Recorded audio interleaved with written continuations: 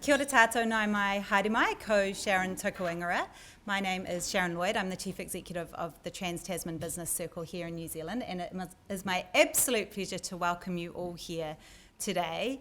What a buzz and what an energy. I felt bad to interrupt you, and it's just testament to the importance of today's conversation that there is so much energy in the room. So thank you all for being here with us today. The Circle is delighted to host Theresa Gattung and Jenny Rudd today to discuss the gender investment gap in New Zealand, the report that was released today, and discuss more on the data and the findings. It's a huge honour for us to be a part of such a momentous occasion as today, so thank you for trusting us to share the findings with our esteemed audience today. One of the things that struck me from the report is that New Zealand is missing out on 32 billion worth of economic growth and job creation. So on behalf of the Circle and everyone here, we wanted to commend you for commissioning the report and then acknowledging that you're part of the solution and working to kickstart the solution with the environment and the ecosystem. And we look forward to hearing more from you today. I also want to thank ANZ for hosting us today, and to Mika van Tol, who is Head of Asset Allocation for ANZ, and you'll hear more from her shortly. And also a warm welcome to Miriama Alexander, Head of Premium for New Zealand Herald, who will moderate today's discussion. One of the things that I've heard Theresa quoted as saying before is, improving women's economic empowerment is crucial to gender equality, a goal that constantly needs championing. And the Circle absolutely agrees, which is of course one of the reasons we were delighted to be a part of today's discussion, and the reason that we are launching Women Leaders by the Circle, an inspiring new initiative for the Circle, which many of you know us for our study tours, but we will now be launching Thrive, which is a dynamic platform bringing together female leaders to effectively connect, exchange insights, and engage in a collaborative environment. So you'll be hearing more on that shortly. But we do want you to feel that it's more than just a program. It's a community that celebrates achievements, fosters collaboration, and promotes inclusive leadership. We actively encourage courageous conversations, such as today, and love to provide a platform to contribute to broader discussions, influence change, and shape the future of leadership in Australia and New Zealand. And one of the things we're really proud of is our upcoming Female Leaders Study Tour to Israel, which some of you here are joining or talking to us about joining, which we're delighted about, which will provide women with the opportunity to engage with entrepreneurship and the mindset and skills that accompany that. Now the format for today, shortly we'll have lunch, and following that we'll have our formal welcome from Micah, and then we'll have remarks from Jenny and Theresa, and then our panel discussion. And we do want your questions, so please do put your hand up and get Mariama's attention, and she will come to you. And if you wouldn't mind just introducing who you are and where you're from, so our panel know who they're speaking to. We do have 2 roaming mics on the floor as well, so we'll bring those to you so you can ask your question. The bathrooms are down the stairs and to the left, and in case of an emergency, please follow the instructions of the ANZ staff, and we'll meet out on the street where they let us know to meet. But for now, please enjoy your lunch, and we'll resume in about 20 minutes' time.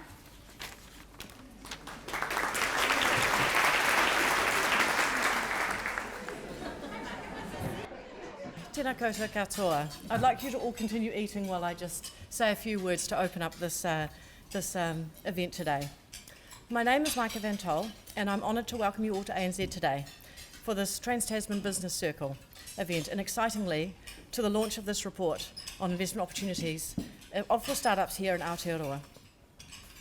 I'm Head of Asset Allocation for our funds management business. We are the largest private sector fund manager in New Zealand and Kiwi saver provider in the country, and I feel very privileged to be helping manage $36 billion for more than 675,000 investors.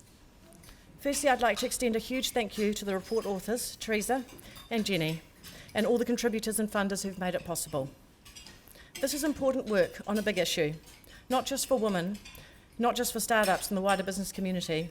It is an economic and social opportunity for all of Aotearoa, a chance for us to invest more prosperously and lead others around the world in doing so in a more diverse and representative way. My dad used to work in venture capital in the early 2000s, and the fund he was involved in was focused on tech and telco startups. I asked him whether he saw many pitches from women founders back then, and he said he can't recall a single pitch from a woman-only team. Given this history, I don't think any of us would be surprised that there's a gender gap for investment opportunities for our startups in New Zealand. However, how big do you think the disparity is now? Are there fewer female entrepreneurs to start with? Are female-led or mixed gender-led startups not putting themselves forward for investment opportunities in the same way or at the same frequency as male-only startups, or are they just not successful at getting across the line? I don't want to give away too much for the report because no one likes to spoil sport, but there's still so much work to be done here. So thank you, Theresa, Jenny, and everyone for shining a light on this. When thinking about this topic, I couldn't help but think about the role we can all play, improving the representation of women in leadership. As a member of our funds management business, we are committed to responsible investments, as we believe it's in the best long-term interest of our investors. That means we consider factors like diversity of the board and management of the companies that we invest in. We also have a gender-balanced recruitment policy at ANZ. We're starting to see the dial turn, albeit it's a slow and hard dial to turn, because as our CEO, Antonia Watson, said the other day, you can't just magic up female CEOs. Our policy states that there must be a female candidate interviewed for every role where possible, and that all interview panels must contain at least one female. And that certainly produces some very interesting results sometimes. Now, this isn't about quotas, although we do have targets. It's not about going against merit-based appointments. We are a bank, and we want to employ the right people for the right roles, but it's about recognising that there's an imbalance and quantifying that imbalance, setting goals, and creating guidelines to ensure that the playing field is level to start with. So it's interesting to consider what guidelines should we put in place to ensure that we create an even playing field for the investments in our startup community. What do we need to do to ensure the investment in this talented, profitable and exciting area of our business ecosystem is representative of the talented, profitable and exciting entrepreneurs that are fueling it? And that's another teaser for you, Theresa and Jenny. So to all of you here today, thank you again for coming. ANZ is proud and privileged to play a small role in this research. A generation on from my father, raising 3 daughters, I'm now raising 2 sons. And my hope is that when they're old enough to be in the workforce, that this isn't an issue and that we're not still having this conversation. So it's now my great privilege to introduce the main gig and the authors of this research, the gender investment gap in New Zealand. Jenny Rudd is an analyst and investor who's passionate about creating equality for women through business. She is founder of Dispute Buddy, a tool making it quick and easy to gather an accurate record of digital communication to present to a court or tribunal in a legal dispute. This provides a way to make these processes more equitable for those without the time or money or tech skills. She's a mentor at StartMate and Techstars Startup Accelerators, working in New Zealand and Australia, and she's on the board of Enterprise Angels and a judge at the New Zealand High Tech Awards. So a busy lady. Theresa Gattung, in her role as CEO at Telecom, was the first female CEO of an NZX-listed company. She's co-founder of My Food Bag, founder of the Gattung Foundation, which provides education and leadership opportunities for women, Māori and Pacifica. She is the chair of Global Women, of Women in Entrepreneurship at University of Auckland, and of health technology company Tend. She's also a member of the National Advisory Board on the Employment of Women. Also a very busy lady. And given that bio, it's easy to see why she's been awarded a spot in the New Zealand Business Hall of Fame. Theresa, I'd love to welcome you to the stage.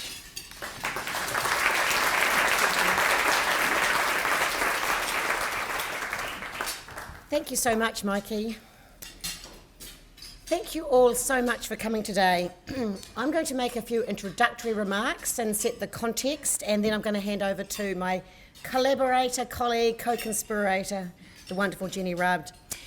I'd first of all like to start by thanking those who've made this possible, which is an interesting grouping, most of whom have got some presence here today. So first of all, Craig's investment partners. Jenny lives in Tauranga. I go between Tamaki Makaurau and the Bay of Plenty, and Craig's, of course, started in Tauranga, is now based up here. So thank you very much. Simon, the CEO, wasn't able to be with us today, but thank you, Craig's, for being the first believer in this project and the power of making this data transparent. I'd also like to thank Global Women, who basically, when I said, look, we've got to get going on the women entrepreneur space, said, okay, Theresa, okay. So Annabelle is here from the board, and there are other Global Women members in the audience. I'd like to thank Enterprise Angels, based in Tauranga. Jenny's on that board. So they both funded this and boldly let us use their data. I'd like to thank Suda Bevra, who worked with Jenny and I in the early stages of this project, and New Zealand GCAP, which Annabelle Cotton, who is here as the chair, also for letting us use their data. It's brave to stand up and to say, you know, we're on this journey, we want to be part of the solution. I'd like to thank the Trans-Tasman Business Circle, who enthusiastically said yes when they were approached about this event, and to Antonia Watson, who surprised me by saying yes even faster when I asked her would ANZ support it. And she's the co-chair of the Champions for Change and a colleague of mine in the Global Woman kaupapa.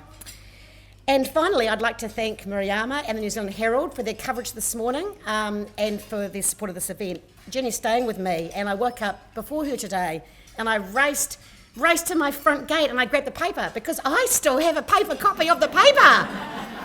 And I opened it and I read it and I thought, oh, I'm not sure what she's going to think when she sees that comment. Anyway, it was great coverage. Thank you so much. So the context for me of this is that I passionately believe in the power of business to enable us all to be prosperous and to change the world. It's an accident of fate that I was born in New Zealand, but it's a deliberate choice that I have lived here all my life and live here now. There is no greater country on the planet, and we should never lose sight of how we are both big enough and small enough to do the right thing, to make real change, and how we are seen by the rest of the world, how we can lead the rest of the world. I do a lot in the charitable space as well. I launched the Gattung Foundation with my dear sister Angela, and we support women and girls, particularly Maori and Pacifica girls, to be inspired to want to have careers in business, to achieve their full potential. But my heart is really in that intersection of business and taking action that will improve things for all of us, but particularly for women. I was born in Rotorua, and no one ever said to me, a girl from Rotorua can't succeed. And we want that for everyone in New Zealand, all girls, all boys, wherever they are, to be able to believe that they could be a Prime Minister, they could be a CEO, or they could be a successful entrepreneur. I became an entrepreneur accidentally.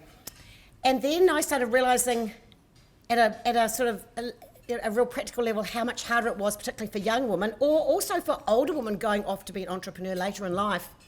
So I started doing my bit about it by investing in female founders. I encouraged people like Marco to invest in female founders, and he listened. Anyway, I realised after a while that was only a very partial and very slow way.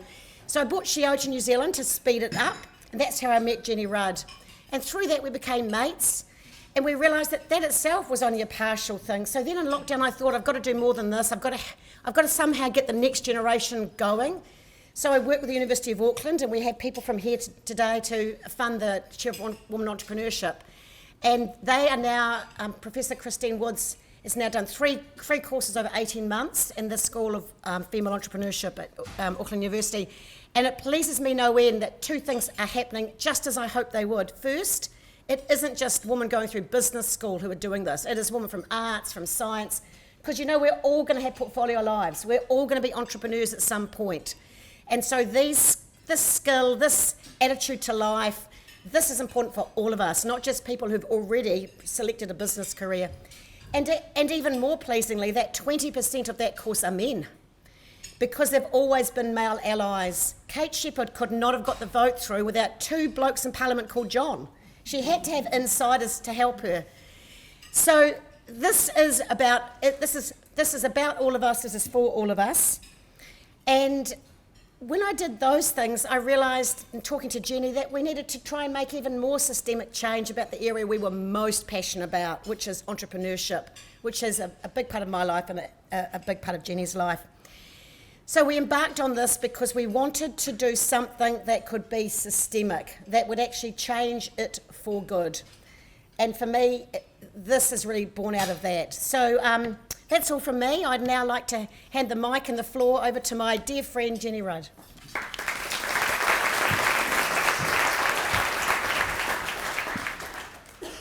Kia ora, everyone. Thanks, T. Just get my little notes thing up, and I've got to drive. Oh, there we go. Kia ora, everybody. Ko Jenny Rudd toko ingoa. My name's Jenny Rudd. I'm super excited to see you all today, and the energy is really beautiful, it's really exciting, and it's fun to see lots of people that I know and lots of people that I don't know, so that's always good. So I think probably the first thing to say is that there's a massive illusion in venture capital, and when we're talking about venture capital, we mean capital, money, that is invested into ventures, entrepreneurs and startups. The illusion is that all of those investments are done on merit. And I'm sure lots of venture capitalists in the room here will be thinking, well, maybe everybody else, but not me. But the illusion is that it's done on merit, and it really isn't, and the reason why we know that is because we have the data to show it. This is the first data, we believe, of its kind in Aotearoa, New Zealand, and the reason why we searched it out is because we were looking for it for ourselves. There's data of this kind, how much capital is deployed to female-only startups, male-only startups, and mixed-gender startups in other countries around the world, in America and Australia, but we couldn't find it here, so we're like, well, the first place we have to start, if we want to get better, is we have to know where we are, and so that's where we started. So some of the myths that you often hear that disprove this illusion that we only invest on merit are we only invest in merit. Gender's not an issue for us when we're selecting businesses to invest in. Well, we know that that's not true because Harvard Business Review published a report that showed that with exactly the same pitch, the same content delivered to investors, that men were 60% more likely to receive funding for exactly the same business and the same content as women. So I think that pretty much proves that you're not investing on merit. The second myth is often, well, we really don't kind of invest any more or less in men and women. Well, that's also not true. $3.94 million is the average amount that a man gets for seed funding, and $3.3 million is the average amount that women get on the same kind of merits. Another myth that we often get is, and it feels really weird for these words to come out of my mouth, is, but aren't just guys a bit more entrepreneurial than women? Oh, let me just take a beat. And when I hear that sometimes, I'm like, oh yeah, it's a good point, Tarquin, thanks for that. But it's not true. So Theresa Gattung, who's the CEO of Young Enterprise in New Zealand, shared with us her data, which was that over the last 7 years of the gender split of people involved in Young Enterprise, it's 50-50. So that shows us that all of the skills and the excitement, the curiosity and the intelligence that you need to be an entrepreneur is all there equally between men and women. And why wouldn't it be? The other thing that shows us that men are not more entrepreneurial, naturally more entrepreneurial than women, is that when you look at the return on the investment, that a BCG report in 2018 showed us that for every dollar invested, women-founded startups were returning 78 cents on that dollar, whereas male-only startups were returning 31 cents on that dollar invested. Oh, I know. I know. So, and the other thing that often crops up, and this sort of alludes to the capital allocators, the people who make the investment decisions, it's like, oh, girls just need more confidence. Also not true. So very recently, Forbes published some data that showed that of 5 million Fidelity accounts in the US, measured over 10 years, women had 0.4% higher returns. And I'm sure there's a lot of people in here that know that 0.4% is quite high when it extrapolates out over many years. And the University of California at Berkeley also did a similar sort of study and found that women are 1% better. In fact, I urge you all after today to never, ever, ever use the phrase, women need confidence to do anything, particularly around investing. It's just not true. So, on to the main event. What did we find? I'll whip through this because most of you really should know a lot of these things about startups. Who's more entrepreneurial, men or women? We've covered that there's 50% of young entrepreneurs are male and female. So it makes sense for the venture capital to be evenly distributed. Of course, what are we expecting? It's going to be evenly distributed. No, it's not. So this was the crux of the data that T and I worked on, is we looked at a body of data from New Zealand Capital Growth Partners. And by the way, NZGCAT, we're not pointing the finger at you, it's representative of everybody. We looked at this because it's public money, and we were like, we can't be using public money, taxpayers' money, to kind of deepen structural inequities for women.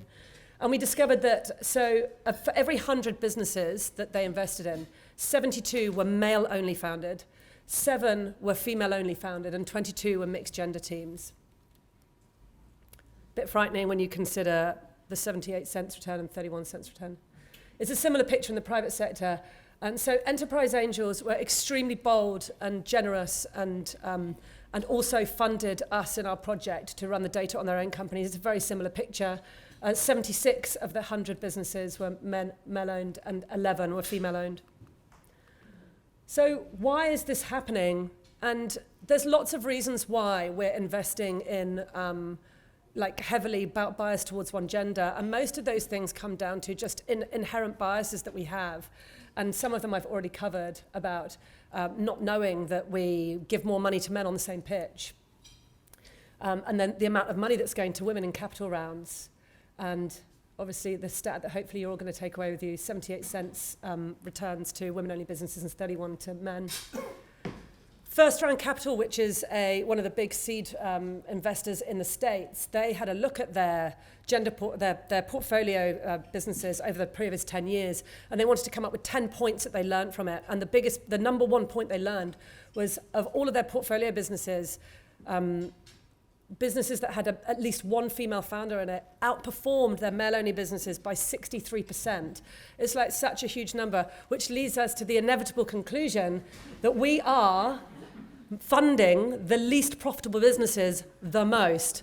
Are you all sensing the opportunity here? Is anyone a little bit behind the 8 ball on the opportunity?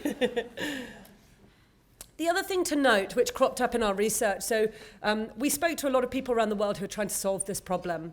And one of those groups of people is called Citywire in the UK. They gather a huge amount of data in investment. And so in an adjacent industry to venture capital, which is fund management, they discovered, they went around the world and they interviewed and they did some research on what the proportion of fund managers were who were women. And they discovered that New Zealand has the worst in the world.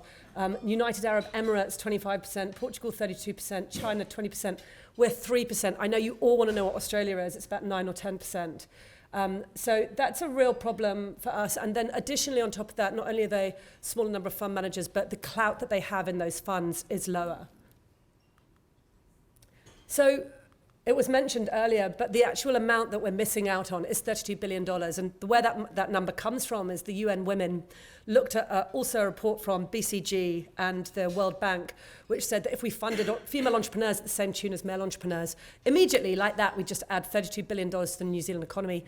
It's actually extrapolated out from the global figure, which was they estimated that between 3 and 6% of global GDP would be added. Well, from 3 to 6% would be added to the tune of about $5 trillion. We just get 32 billion of it, but it seems enough. It seems enough. So the rest of the world are trying to solve this. And so, as I said, we spoke to a lot of people around the world. We spoke to Angus Foot from Citywire. We spoke to Launch Vic, so that's like a kind of a state-funded outfit in Victoria in Australia, where they're trying to stimulate their economy over there. They've got a really great solution called the Alice Anderson Fund, where they have a fund which invests 50 to 300k checks into female-only founded businesses, and they have to have an investor come and suggest that business, and 85 cents of that is invested and 15 cents is non-dilutive, so they just get given it as a grant to give them foot up. In the US, this was really interesting when I spoke to Angus Foot. He said they really recognise that the capital allocators, that's where the real kind of crux of it sits. So there was a group of people who sit right at the top of the tree and are allocating trillions of dollars. And they looked down and they were like, oh my gosh, this is a real problem. We're allocating all these trillions of dollars to male fund managers. So the problem is actually going to get worse and worse and worse constantly over time unless we step in. So they instigated something called the Rooney Rule, which they borrowed. It's a bit of a kind of clunky hammer to hit it with, but at least it is a hammer, which they borrowed from the sporting world, where they ensure that there's at least a woman or a person from a minority in the short list of people to allocate these massive amounts of capital. Which leads us to the solution. Yay, there's an answer. So T and I came up with this 4-step solution for us to solve things in New Zealand.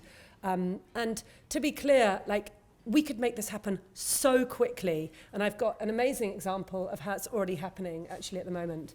But first of all, this number one step is the people who are allocating the capital, you have to put more women in that space allocating capital. So our recommendation is if you have an investment committee, no more than 60% of that investment committee should be of either gender. Because obviously if you've got all women, you're going to have the same problem, but going the other way. I think we're probably a few centuries off that being an issue, but I'm all here for a free lunch and watch the guys argue it out with me. Not free, but you know what I mean.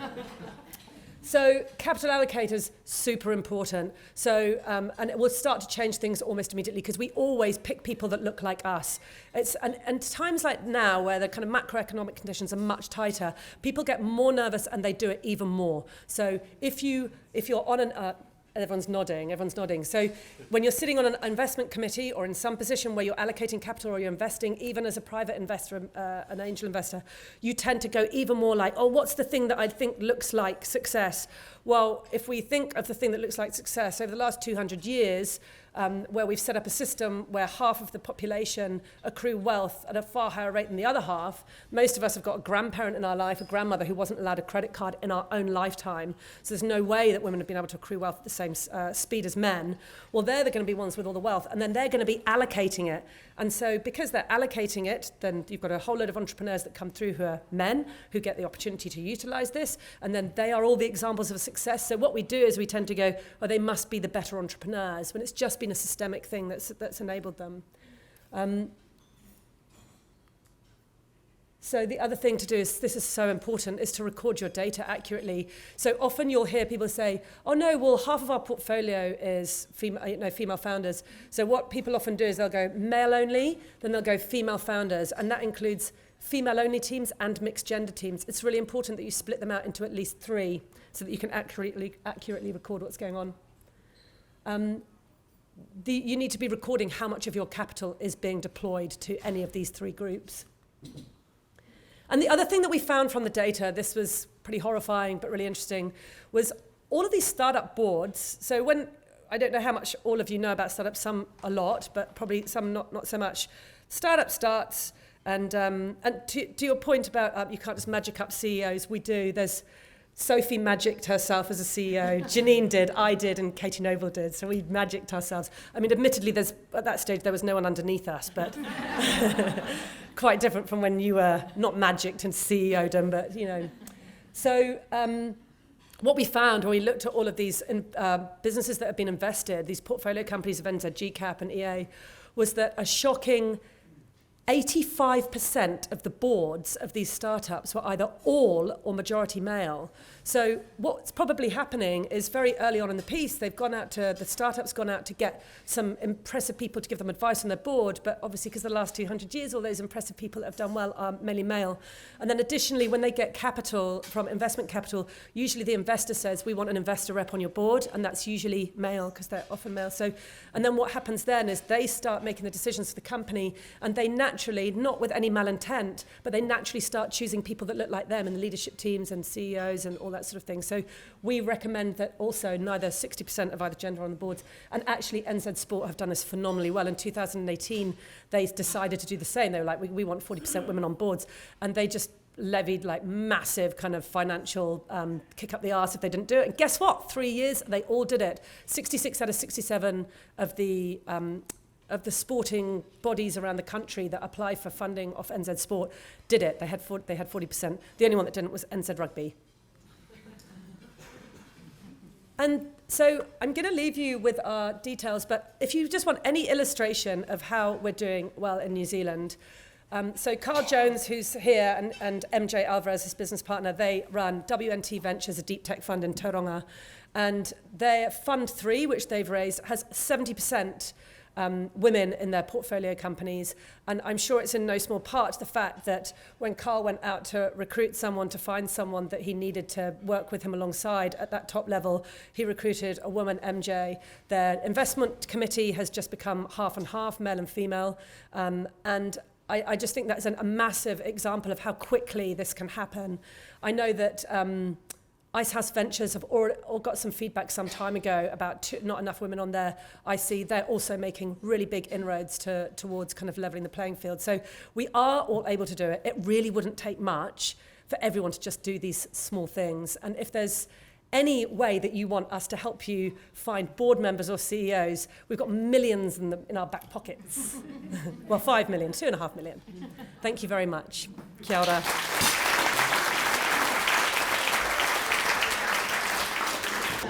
All right, that was a slightly false start. As mentioned, we're going to have some time with hearing from Theresa and Jenny, and they're going to answer your questions. So, I'm going to answer your question. Are you going to go first? All right, there we go. We'll start with that one, and then there's one probably roving mic now. Put your hand up, and if you want to ask a question, please introduce yourself, and I'm sure Theresa and Jenny will be only too happy to answer. About the amount of funding going to male-only teams, female-only teams and mixed-gender teams, I wasn't surprised because I had seen that in a global survey the year before, and that led me to go, I wonder what it is in New Zealand. So that is exactly the same as the world. We know better and we know worse. But what I was surprised about, in fact I was shocked, was the percentage of women on the boards. Because I, as chair of Global Women, with a 60, 80 now committed chairs and CEOs, those champions for change, our corporate partners, they have all been committed for years to what's called 40-40-20. 40% women on their boards, 40% men on their boards, and 20% whatever makes sense in the situation. So a 60-40 split or a 50-50 split. Similarly in their executive teams, and they've been reporting publicly on that now for years, carried in your good paper. So I was quite shocked to think that all this focus, and investor focus too, you know, it's not just, it's real. The diversity dividend is real. It's been documented globally. And so, you know, NZX is on this, the top companies in New Zealand are on this, and yet here we are with the wealth generators, with the next generation's Fletcher building, the next generation's, what, you know, the big companies of today that were small when they started, they had nothing like 40% women on their boards, as Jenny said. So that really shocked me. Do you want to add anything to that, Jenny? Yeah, I think it's probably worth adding what the figures are globally. So, disappointingly, in the States, and PitchBook, who's probably the biggest aggregator of data in the space, there's about 2% women only, like about sort of 18-ish mixed gender, and about 80% to men-only teams. But the most dispiriting thing is that between 2017 and last year, it's the same. And that's the issue. If we don't really step in and sort it out, it's going to become a real problem. I was interested to hear from you too on how long you think it realistically takes to unlock it, because brilliant to see your solutions, and there's many obviously that we can all take on board, but the reality is it feels like it could take a very long time to start changing the behaviour and ensuring that more women are at the table to make the decisions. How long will it take to unlock that kind of I've got the money? for that. Well, here's the thing. Like, if you don't want to follow the data, that's cool. That's cool. You just keep investing the most money in the least profitable group, and good luck talking to your LPs about that. You know, if you do want to have outsized returns, then you should look at the data. So I really care, frankly, if there's groups of people that don't want to follow the data, because there are plenty that want outsized returns. Okay, nice. She's a hard act to follow, that Jenny. Look, I'm loath for a time on it because it could come back to bite me, but we could do this in 4 years. Because here's the thing, it's not just what it needs, it's what it doesn't need. It doesn't need legislation. It doesn't need politicians. We can do it. And that's the thing about New Zealand, we are big enough and we are small enough. We are so connected. And we all are part of this. We're all either investors or capital allocators or educators or bankers. And the 100 people in this room could make a huge difference, let alone everyone else who's going to be exposed to this report by the time Jenny and I are finished. So we could make a huge improvement in 4 years. So I think the country that's doing the best at this is the UK, and I spoke to Dame Alison Rose, who is the CEO of NatWest. And she was actually mentored by Ross McEwen, a Kiwi bloke, who hired me for my first ever gig, and then went on to great heights globally in banking. Now, I spoke to Alison some time ago, we were putting this report together. She was asked by the UK Treasury to review this whole area, female entrepreneurship in Britain. She produced the Rose Review in 2019. In 2023, she was commissioned by the government to do a report on how much progress they'd made on the recommendations that she put in place 4 years earlier. And you know it was a good news story because she presented it with an MP, just saying. So it is a good news story. In 4 years, they estimated in Britain, by the way, that there was 250 billion on the table. And if you wear 10% of that, so that's about 25 billion. So if you don't believe the 32 billion, maybe it's only 25 billion, but you know, it's in that order. They actually, and all this is online, you can easily Google Rose Review 2019 or Rose Review 2023. They went through all the recommendations and they've been able to get quite a shift in 4 years. So I don't see why we, a much smaller country, couldn't get a major shift in 4 years. Let's all agree to meet back here in those 4 years and we'll see. There's some questions coming from the floor. Brilliant. There's one over here. Hi, I'm Merrick. I am a female founder of a deep tech venture capital fund. Recently hired some diversity. We had the right man to the team because we needed one. Thank you. I'm really interested, Theresa, and I'm also on boards where there are mostly women and women on all the boards I'm on, strangely enough, because I'm on them. I'm really interested, Theresa. I hear you saying we can change this in 4 years, and I would love to change this particular issue in 4 years. And I work with the onboard program for minorities and women and all that. Do you have any advice when you do make an investment, and we do, and it's an all-male board, and we say, let's do a board review, and you'll go, yeah, let's get rid of someone, but not me. Like, what advice would you have for actually kicking off that change to get people who are incumbent in the position to acknowledge that they need to move on? That also speaks a little bit to what I was going to ask about. Is this conscious or unconscious bias, right? Because they're two different things and things to fix. Oh, well, that's tricky, right, when you're dealing with it at a human level. Of course, you could just expand the board, because compared to larger company boards, small company boards tend to have, sometimes they only have advisory boards, sometimes they're legal boards, and they tend to be much smaller. Can be as little as 2, can be easily 3 or 4. And one person can make a difference. I mean, the stats are really clear that you have to be a third to make a difference. If you're just 1 out of 5, 20%, you're representing all women, or you're representing all disabled people, or whatever it is. So depending on the size of the board, if the board was 3, 1 woman can make a huge difference. If it's 5, it's sort of got to be 40% too.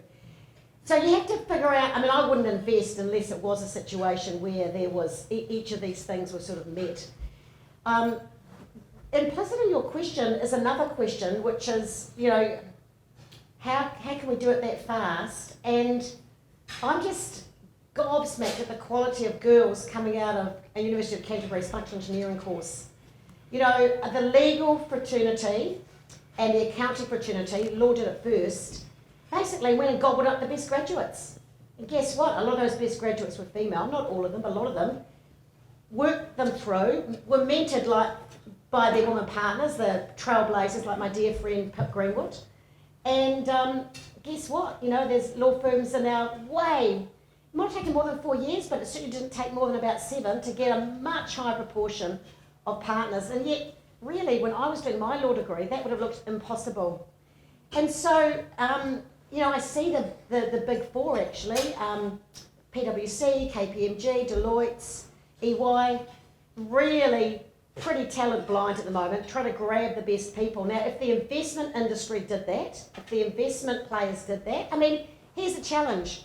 Craig's is the only investment firm that's a member of Global Women. It's the only firm in that industry that is one of our corporate partners. All the banks are except one. Half the insurance companies, all the big manufacturers, nearly all the energy, actually I think it is all the energy companies, but only one investment firm. So this is an industry, structural problem in the industry. And so how's that for a start?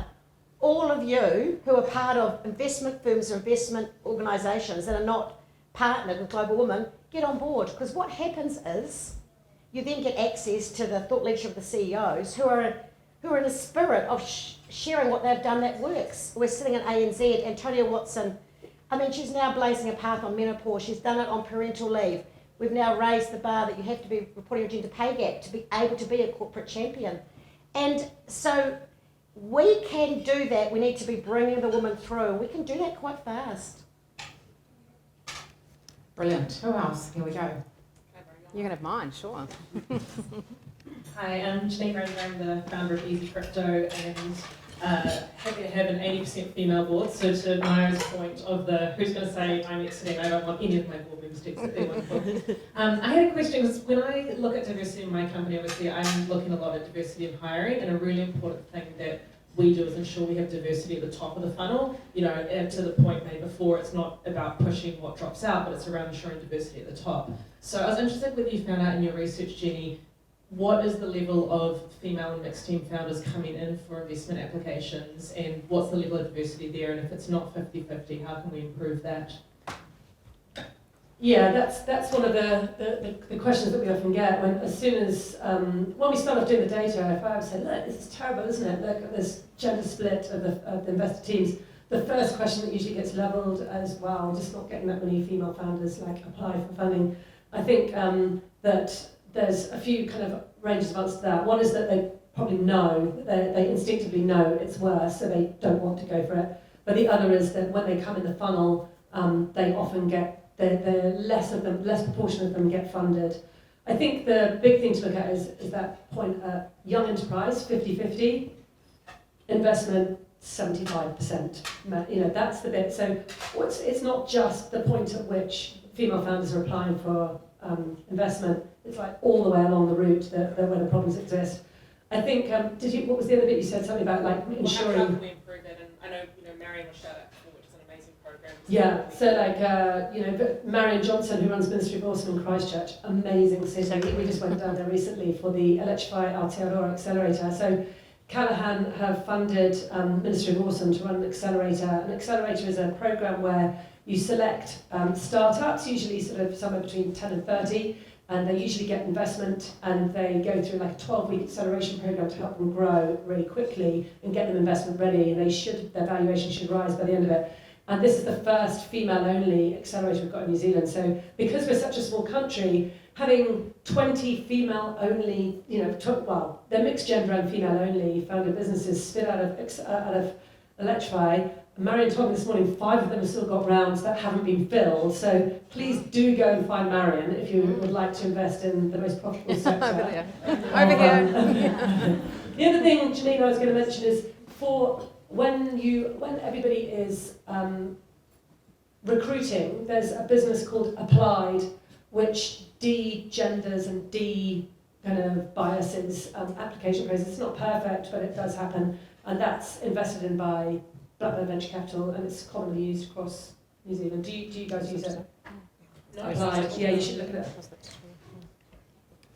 Like Jen said, it's hard to prove, people say, oh, well, maybe women aren't applying in the same rate. And so I just want to point you to Janine Swale's research.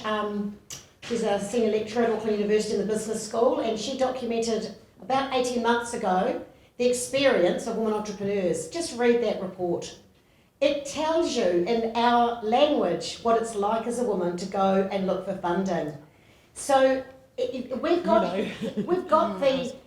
got some empirical data here. That is a comprehensive university level look at it from the point of view of female entrepreneurs. And if you read that report and you look at our data, you just can't ask that question.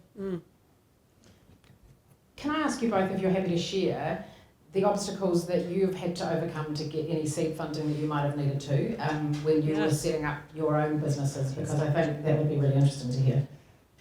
Well, I mean, I'm literally sitting in front of a 2 people right here, Sophie from Polymath and Janine from Easy Crypto. I'm pretty sure, Janine, I've heard you say before that raising money as a woman raising money for a crypto business was nothing compared to how hard it is to raise money as a woman. So I've got a tech startup, classic B2B tech startup called Dispute Buddy that I run with my co-founder Vicky Smith, and we knew that we needed capital early. Like most tech businesses, you need to build the thing before you can sell the thing. And so I was just like, I'm not even going to go on the circuit. Like, why would I? I've just literally run the whole fucking data. Like, it would be stupid of me to go out and do this. So the only person who's on my cap table is sitting at the other end of this. And so Theresa came on the cap table, and me and Vicky Smith running super, super lean and waiting until we get a bit more hockey stick growth before we go get more capital. But it's just all over the place, it's all the time. I think we've got a question over here. Hi, I'm Melanie Rees. I've been working in the startup industry for about 6 years, having left media, raised 50 million in capital for female founders and run 3 digital accelerators. Behind the statistics is some pretty awful behaviour, so awful that I've left the industry to go back to media. I'd witnessed some misogyny and gone to call it out so many times on LinkedIn but didn't, because I thought it would be bad for my own reputation. What's your advice for calling out misogyny as you see it? And I'm talking some pretty awful behaviour. Who wants to go? My advice on that is the same as misogyny in any situation, whether it's personal or corporate, is it's hard to think that you can be the woman that makes a difference. You've just got to get out of that situation. You will get yourself brought down, and so it doesn't matter. If of course that person is already your investor, then that's tricky. But if it's a potential investor, just don't take their money. Like, you don't have to take their money. Don't take their money. Find someone whose values align with yours, and it doesn't matter what the issue is. But there's no joy and happiness in life if you surround yourself with people who you've got a values misalignment with. First of all, that's horrific. I'm so sorry you had that experience. And I think T's right, and it reminds me of some advice that you gave me some time ago where I was in a situation where I got told to be quiet, bringing up things about, an imbalance around men and females. And when I asked T for advice about it afterwards, she said, do you want to just keep trying to persuade people who really are not interested in changing, or is the best use of your time to go somewhere where there's already a bit of momentum? And I think that's really sensible probably that you left, because it's not nice for people to be assholes to you all the time. But I think the other thing is go and find people who have got a position of power in that place and ideally are male, so that they can start to call out of it. But you're right, LinkedIn is like the last bastion of misogyny, and so it's an awful place to have to voice things like that. I actually posted, did you see that there was like 3 really good-looking middle young white men got funded 100 million euros, I think, recently for their idea, and no employees, no traction, like literally nothing. They got $100 million. I don't know much behind it, so I don't know a lot more. But someone posted on LinkedIn, fund more women, because obviously this speaks straight to the data. And like the kind of deluge underneath it, people very angrily explain to her why she's wrong. So I wrote, they said, VCs don't act like that, they just do it on merit. So I was like, good news, you'll be thrilled to hear I've got some data that disproves that. And when I put it underneath that, this man goes, data's fine, but like I've got loads of stories about when I was like, data. Here's my story about my mate. Alrighty, any other questions from the floor? I'm conscious of time and that people will be needing to get back to work. Here we go, Madison. This is my fabulous colleague Madison. If you missed her story this morning in the Herald, it's brilliant, and about Theresa and Jenny's report. My job was made very easy by having these 2 incredible women, but trying to put the energy into words, you'll now understand how hard of a task that actually was now that you've heard from them. I also just wanted to say, I actually hosted an investment show, one of very few in the country, and it's hosted by a woman. Thank you so much to Mika for actually being on it. One of very few female asset allocators, so that episode's online, you can go and watch it now. This is actually a question that I asked you, Theresa, yesterday when we spoke. Oh dear, the story. And you gave a really incredible answer, and I don't think it's been raised today, so I'd love you to share it. And the question was around what's next. This is, once we accomplish this one, once we, hopefully in 4 years' time or less, do have more female founders that are being invested in, what's next? Can you copy and paste this? Because diversity is beyond gender. Yeah. Well, I think you can, because women hold up half the sky. Women are 50% of the population. So if we can crunch this for gender, we can crunch it in every other way as well. And my real life learning and evidence of that is indeed the leadership that Agnes Naira is demonstrating as the CEO of Global Woman, which has pivoted to still be about gender. It's absolutely still about gender, but it's also about embracing diversity more broadly, specifically in terms of Te Ao Māori.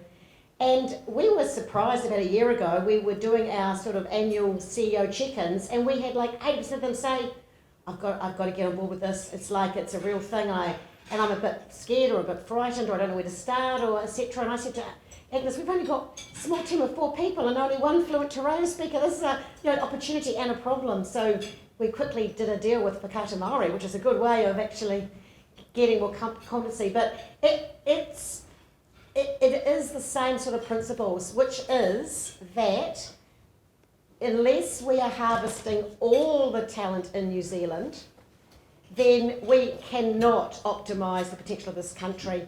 One of the programs I'm most excited about in the Gattung Foundation at the moment is a program that my sister has been heavily involved in, which is we're now funding 8 kura in the East Coast. Started with 1, now 8, all girls, and whenever I'm challenged about why do you just fund girls, I say, oh, there's plenty of male philanthropists, find one of those. I'm just funding the girls. But anyway, it's girls, immersion school, learning in Te Reo, and we are funding them to be taught robotics. And they went to the Lower Hutt National Champs last year.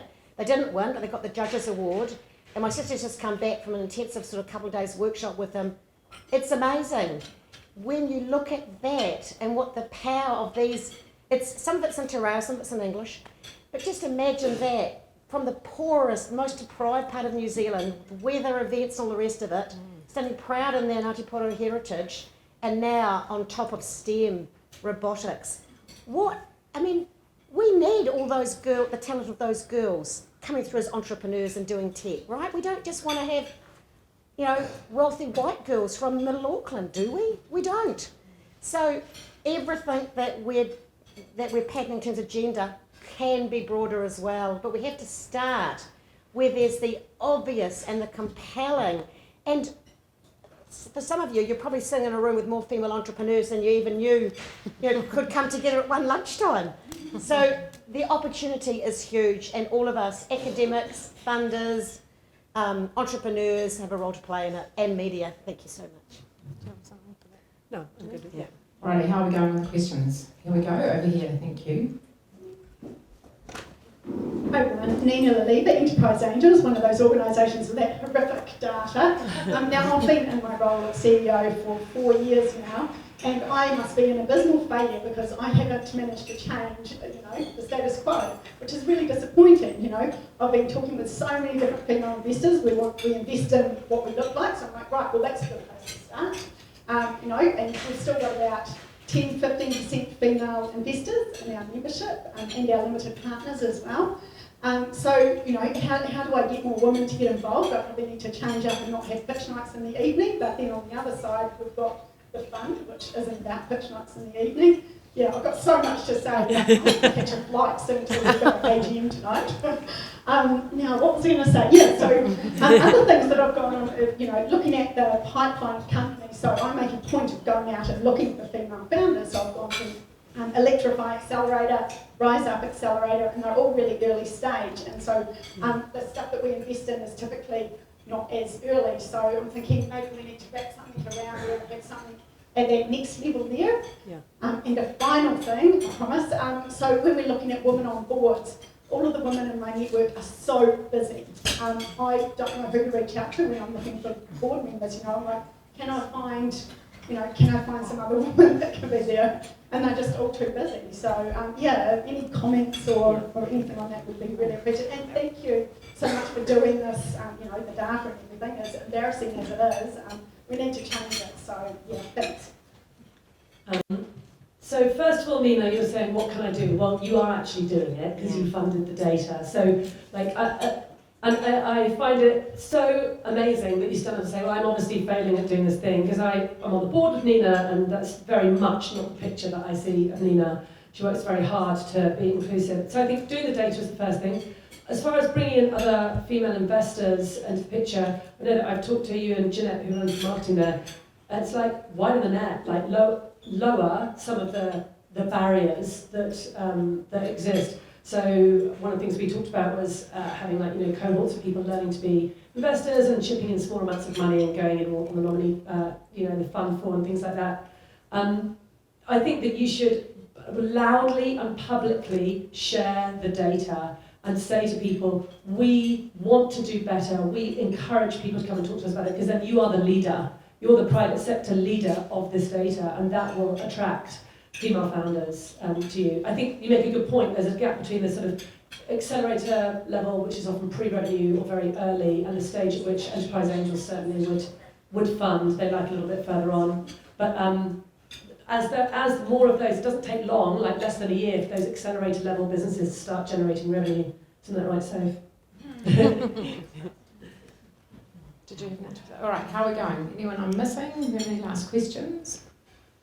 I might ask one quick thing. Given how widely you researched in the world to discover what was happening globally, what did you also discover that impressed you about the people that were trying to change the behaviours, and I'm imagining that some of your 4-step plan has come out of that. But what is a single thing that impressed both of you about someone in the world and what they were doing that perhaps we could take away today and try ourselves?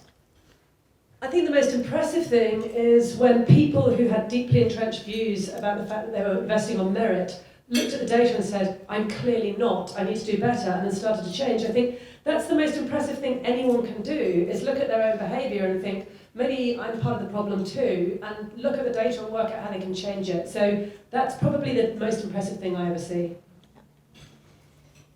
That is, and Jenny's read me some emails of people that she's had experience. For me, really, it's, you know, I'm sure Alison Rose doesn't need this in her busy life any more than I do.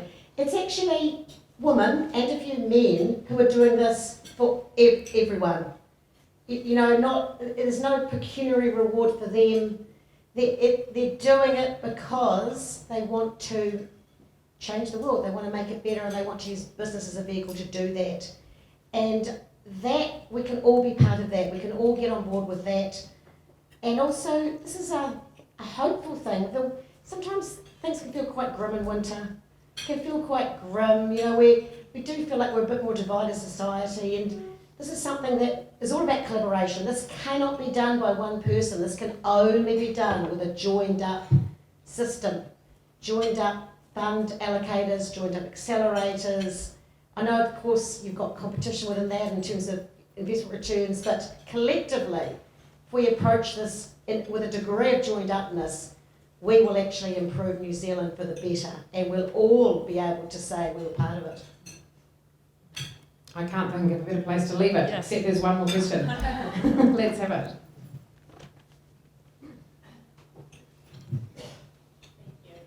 Marianne Johnson from Ministry of Awesome. I just wanted to say, really, most importantly, thank you so much to both of you for putting this report together. I know it was a big deal to be able to comb through all of that data. It's awesome that Enterprise Angels and that NZGCP has provided the data. But I also wanted to note that Theresa and Jenny and some of the other members of the group had also come into the Startup Council and made these recommendations, very earlier stage of these recommendations. And one of the things that's going to come out of the Startup Council is essentially all about measurement. And that's the important thing, right? So it's about revealing the numbers as they are now and then watching them grow. You know, once everyone puts these solutions into place, it's coming back again next year and saying, okay, where are those numbers? And the year after that, where are those numbers? And just keeping our beady eyes on that. And that'll put pressure on everyone else, you know, revealing their numbers and being measured in the same way. And these are numbers that have never been available. So congratulations for having the nous to just step up and say, hey, make me happen, please.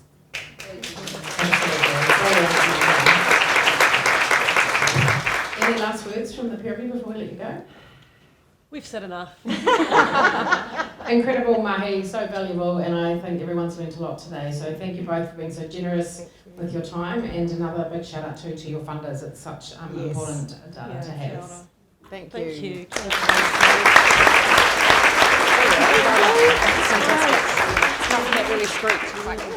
I just forgot, if you would like to look at this is on the genderinvestmentgap.co.nz.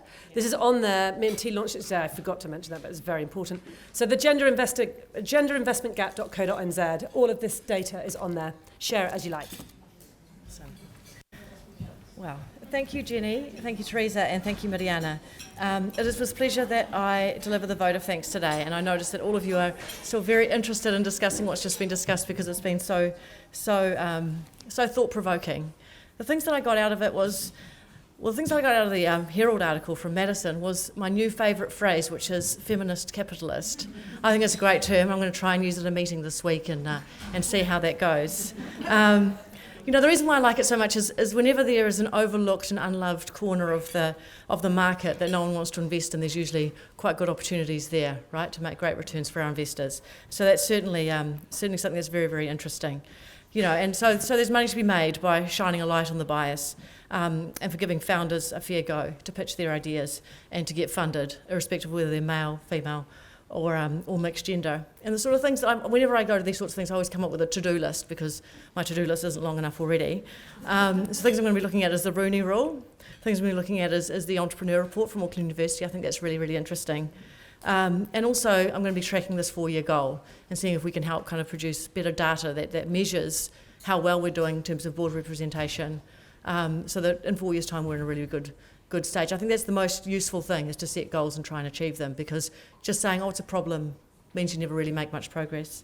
So thank you so much for this report, for funding it, for doing it, for collecting all the data, and for shining a light on this. Jenny and Theresa, we'd like to present to you with a token of our appreciation today.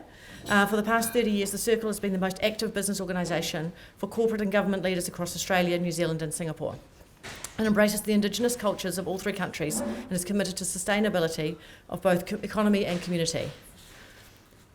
This unique print, which I'll show you here, is designed by the Circle's creative director, printmaker and painter, Thea Weiss, and is a sugar lift etching reflecting the waters connecting the 3 countries.